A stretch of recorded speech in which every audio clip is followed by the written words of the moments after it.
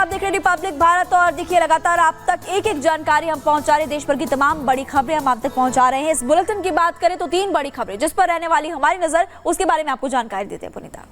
बिल्कुल, सबसे पहले बात करेंगे राजस्थान की। राजस्थान के भरतपुर से हैरान करने वाली तस्वीर सामने आई है। दरअसल ये खबर मिल रही है कि वहां पर देखिए लंबे समय से धर्मांतरण का खेल चल रहा था और किस तरीके से भोले भाले लोगों को इसमें फंसाया जाता था, इस पर भी हम विस्तार से चर्चा करेंगे।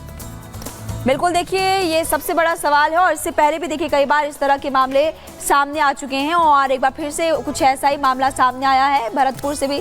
और ये भी आपको बता दें कि इसके अलावा हम बात करेंगे बारिश की वजह से जो त्राही मची हुई है अलग अलग राज्यों में। इसके अलावा ईरान में सुधार क्रांति क्या है उसकी भी आपको डिटेल में जानकारी हम देने वाले हैं। तो सबसे पहले भरतपुर की बात करेंगे जहाँ पर धर्म, नाम और इसके अलावा अधर्म काम, ये सवाल खड़ा होता है फिलहाल। लेकिन सबसे बड़ी बात कि आखिर किस तरह से ऐसे लोगों पर कार्रवाई की जाएगी जो लगातार धर्मांतरण का खेल रचते हैं। और सबसे पहली बात की खबर भी मिल रही है कि 8 सालों से यहाँ पर धर्मांतरण का खेल लगातार रचा जा रहा था। तो देखिए बुलेटिन में सबसे पहले हम बात कर रहे हैं धर्म परिवर्तन के खेल की, जो कि राजस्थान के भरतपुर में खेला जा रहा है। आखिर कैसे इसको अंजाम दिया जाता है, पहले आपको हम ये बताते हैं।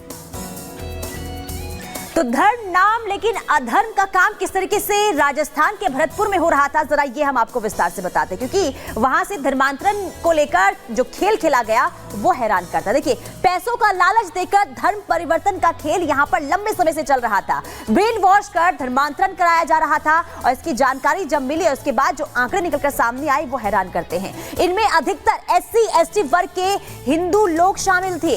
8 साल से धर्म परिवर्तन का ये खेल चल रहा था। देखिए 8 साल से, लेकिन इसकी भनक किसी को नहीं लगी और जब भनक लगी इसके बाद कार्रवाई हुई और उसके बाद जो सामने आई है तस्वीरें वो हैरान कर देने वाली है। लेकिन पहली बार ये नहीं है राजस्थान के भरतपुर में जब धर्म परिवर्तन का खेल चल रहा था।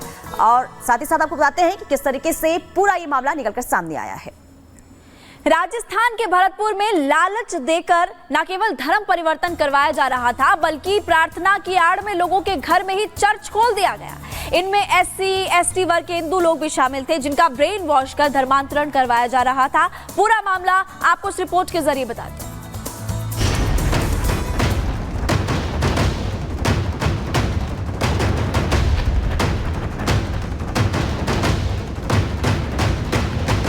राजस्थान के भरतपुर में अवैध धर्मांतरण के खिलाफ हिंदू संगठनों ने जमकर हंगामा किया।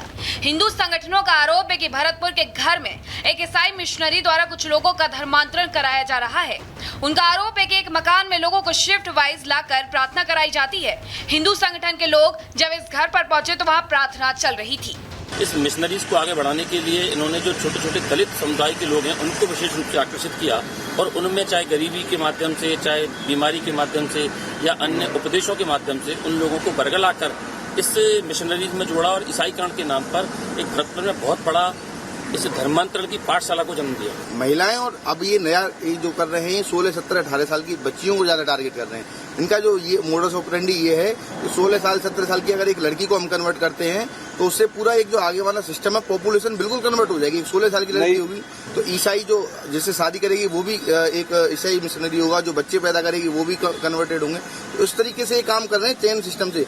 एक विदेशी साजिश है, अंतर्राष्ट्रीय साजिश के तहत हिंदू समाज को तोड़ने का प्रयास किया जा रहा है कि हिंदू समाज को तोड़ा जाए। हमारे वो हिंदू भाई हैं, उनको पैसे देकर और उनको भेला फुसलाकर एक बहुत बड़ा एक अंतर्राष्ट्रीय एक गिरोह काम कर रहा है कि हिंदू अगर कम होगा तो हिंदू की वोट भी कम हो जाएगी और जो पार्टी हिंदुओं के विपरीत है ये उनको वोटिंग करेंगे तो हिंदुस्तान के अंदर ऐसी सरकार होगी जो हिंदुओं का दमन करेगी। भरतपुर का ये वही कमान है जिसमें अवैध धर्मांतरण की शिकायत मिली थी। जरा देखिए इस घर में कैसे जगह जगह ईसाई धर्म की तस्वीरें लगी हुई हैं। यहाँ की महिलाएं भी मान रही हैं कि इस मकान में ईसाई धर्म की प्रार्थना होती है। भरतपुर के उसी मकान में मैं मौजूद हूं जहां हिंदू संगठनों ने विरोध किया और विरोध सिर्फ इस बात का था कि यहां क्रिश्चियनिटी ईसाई धर्म में धर्म परिवर्तन कराया जा रहा है। सच्चाई क्या है इसके लिए हम ग्राउंड रिपोर्ट करने के लिए भरतपुर पहुंचे हैं। उस मकान में है जहां प्रार्थना चल रही थी। तस्वीरें मैं दिखाऊंगा यहाँ पे। यहाँ आप देख सकते हैं Ravindra Kumar church foundation, railway फाटक नंबर 39 के पास भरतपुर, ये बोर्ड है और यहाँ पे पंजीकरण संख्या जो है वो लिखी हुई है। और ये प्रार्थना भवन, सामाजिक सेवा एवं प्रार्थना भवन, और यही वो प्रार्थना चल रही थी। ये हॉल जो देख रहे हैं आप, यहाँ पे ये पूरा हॉल है और यहाँ पे ट्रेनिंग प्रोसेस जो है वो आप देख सकते हैं। सेशन 2, इसके बाद में सेशन 1 और इसके बाद में सेशन 3, और ये प्रोग्राम शेड्यूल जो है, टाइमिंग प्रोग्राम जो है, ये सारा सब कुछ लिखा हुआ है। इसके अलावा इन पदों के अनुसार ये सारी चीज गुण होने चाहिए, किस तरीके से इस युग में क्लीसिया संभव है, ये तमाम चीजें हैं। और यहाँ पे नोट जो लिखे हुए हैं वो भी आप देख सकते हैं। पवित्र आत्मा किस पर आएगा और आने से क्या होगा, हम क्या करेंगे, संक्षिप्त में विवरण है। और तमाम लेसन जो है, ये लेसन के साथ साथ में सारी चीजें 1 to 1 लिखी हुई हैं। रिपब्लिक भारत की टीम जब भरतपुर के इस मकान में पहुंची तो वहां की दीवारों पर ईसाई धर्म की तस्वीरें लगी मिली। इस दौरान हमारी टीम ने वहां की महिलाओं से बात की। महिला ने ये माना कि यहाँ ईसाई धर्म की प्रार्थना होती है, लेकिन उसने किसी भी तरह के धर्मांतरण से इनकार कर दिया। जीसस की प्रार्थना इसी हॉल में होती थी। यहाँ आप हिंदू हैं तो जागरण कर सकते थे, भगवान का नाम ले सकते थे, हनुमान चालीसा का पाठ कर सकते थे। अच्छा, तो फिर जीसस को मानने में क्या दिक्कत हो रही है? उन्हें भी तो मान सकते हैं ना। जब इतने सारे इनको मान सकते हैं हम, तो उसमें एक और क्यों नहीं मान सकते? जीसस को भी तो मान सकते हैं ना। वहीं एक और महिला ने हिंदू संगठन के लोगों पर मारपीट और गुंडागर्दी का आरोप मढ़ दिया।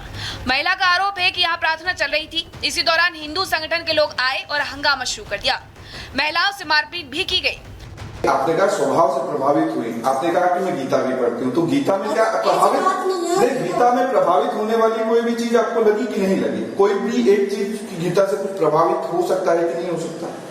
देखिए, ज्यादातर अब आप जब गीता पढ़ते हैं तो उस पर लोग चलते क्यों नहीं, बस इतना। अच्छा, जीसस की बातों पे चलते हैं लोग। हाँ, जो जीसस को फॉलो करते हैं वो चलने की कोशिश तो करते हैं। आज सोचो, मैं आपको एग्जांपल जो है वो उदाहरण के तौर पे कह रहा हूँ कि आपने गीता पढ़ी, आप ही चली क्या उस गीता को पढ़ने के बाद?